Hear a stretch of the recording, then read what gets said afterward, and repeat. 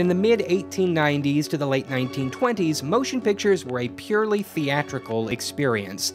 Film started off with no synchronized sound. This meant no pre-recorded music, no audible dialogue, just the moving pictures. But that by itself is mad boring, so in order to pump some romp and circumstance into the flicks, theater runners had to do it all practically. While the movie was being displayed on the projector, a pianist would sit off to the side and play the movie's soundtrack live. Ironically, so-called silent movies were all about music. People would travel far and wide to attend screenings with the largest accompaniments.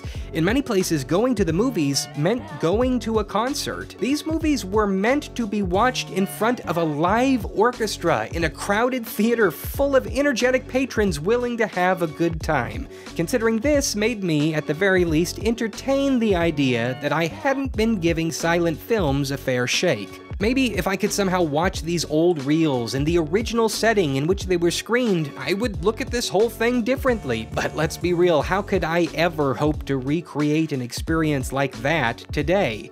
Well, wouldn't you know it, there are people out there right now trying to make a living by doing just that. One of the main reasons I got into ragtime was because I was able to feel all of this sheer joy in the music. To me, this is this lost treasure that America seems to have forgotten even existed.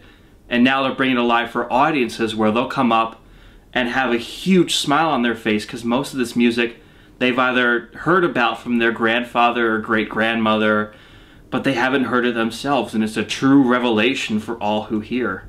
Certainly it's one thing to just see a movie with music. You could go to the local theater today and do that. But to have this live element where you have 12 people playing, and you also have your drummer doing all of these sound effects.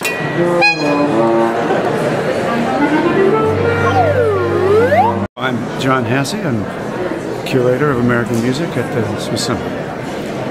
I first met Andrew in the summer of 2013. He applied to do an internship with me, and he worked with me for 9 months on all sorts of projects dealing with American music. He researched our collections, organized photographs and information about musical instruments, and he was absolutely invaluable. He did a terrific job. Andrew's penchant for scholarly research about the music that he so dearly loves is a large part of his mission as an orchestra leader.